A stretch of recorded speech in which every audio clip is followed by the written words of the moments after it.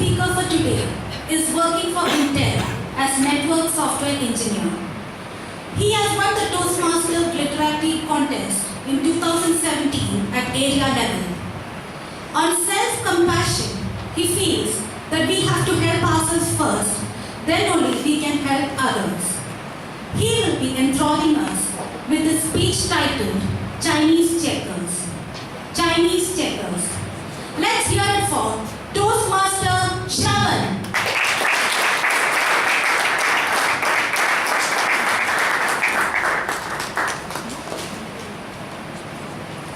Thank you, Toastmaster Zuri.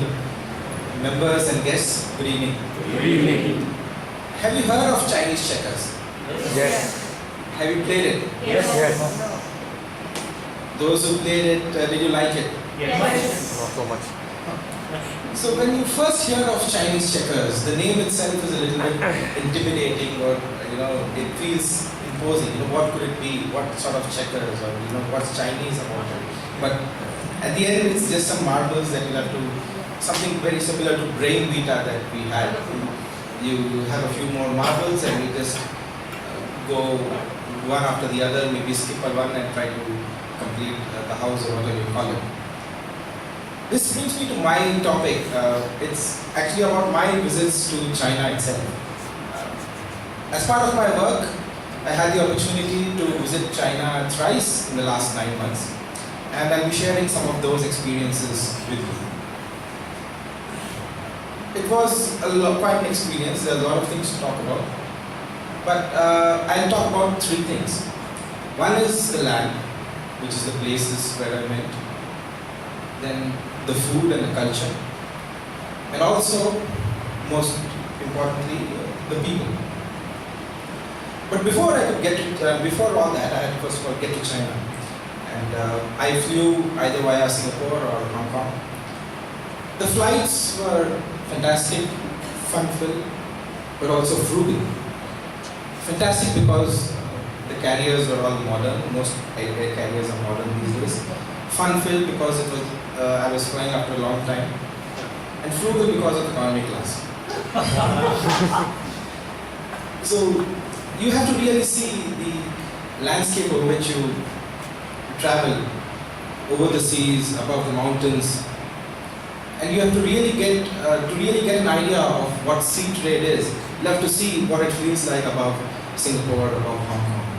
If you talk about road traffic, now there's air traffic. If you want to see sea traffic, how many ports and containers move across the seas, Singapore is the real place to see how much of trade, how much of commerce goes on over the seas. And as you get closer to mainland China, it's mostly the majestic mountains that you see when you look down from the windows.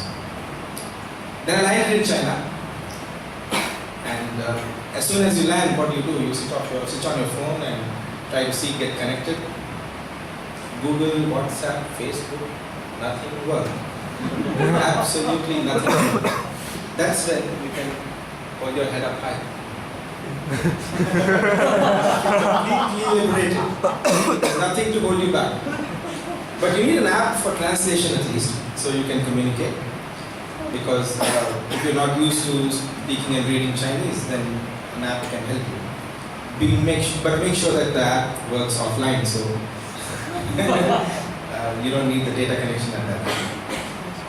Well, I got there and got settled, and apart from my work, I had some time to visit a couple of places. I'll talk about two major. I visited Shanghai and Beijing as the major big cities, popular ones, and two major landmark places. One was the Forbidden City, and the other was the Great Wall of China. The Great Wall, of course, is very big, and you generally visit a part of the Great Wall, whichever is closer to where you are. The Forbidden City is nothing but the imperial palace of the Chinese Empire. It was magnificent, majestic in its expanse, magnificent architecture, very marvelous carvings and art that you can see within the palace. It's called forbidden just because it was for the kings and the people were forbidden, and that's why it was called the Forbidden City. And the Great Wall, of course, is again majestic, marvelous structure, extends across thousands of kilometers. But what was it that I found there? I found a sense of paranoia amongst the imperial powers. There's nothing that they leave to chance. They want everything protected. One of the guides in the Forbidden City was saying that, see, inside the palace you don't see any trees. There's no greenery. Why is that? Nobody found. Maybe people thought that the kings didn't like too much greenery, but that wasn't the answer. But the answer was there were several layers of stones, so nothing could grow. And they were so paranoid that someone would maybe drill a tunnel or bore a tunnel and try to attack the king. So that was a sense of paranoia. Similarly, with the Great Wall, we've seen a lot of forts in our place, in our country. It's not something very new. Most of the kings had forts to protect their kingdom. But who would build a full wall across the entire country with the same purpose as which this fort serves? Again, the sense of paranoia. Or was it maybe the ferocity of the Mongolians which maybe forced them to do that, but they just left nothing to chance. So this was one sense in the places that I visited. Now, let's come to food and culture. Food and culture, the first thing which you hear about when you say Beijing is the Peking duck. It's called Peking duck. Peking is the local name or the old name for Beijing, and it's supposed to be a Chinese delicacy with a very thin crust of skin and very nicely prepared duck as a dish. And the thing is that you're actually, the duck is cut in front of you before being served. It's cooked of course, but it's cut and served in front of you. But for a vegetarian like me, in such a place, I was just a sitting duck for laughter. But there was of course, lots of other vegetables. There were purple potatoes, white walnuts, and lots of salad. But people took me along. The friends there, they of course made me a part of their company. And it was fun going around and experiencing their culture. There's a lot of culture that, even though you may not know much about it, it felt that they enjoy their time. They go out to restaurants, have a good time. Very good Chinese music that I could listen to during, either the taxi drive or in the shopping centers. Very good sense of music. And they love their jade jewelry. The other thing was, coming to people. The people were of course very friendly, which was an official visit. They always helped us, they took me around. But they worked so hard, they made me feel as though I hardly work. They used to work all the time. Everyone had a book at their desk and they would try to understand what they're working on. Very hardworking people, and but there was a method to their madness. That was what I could sense. So in the end, what I felt was, three things basically. Only the paranoid survive is what one said.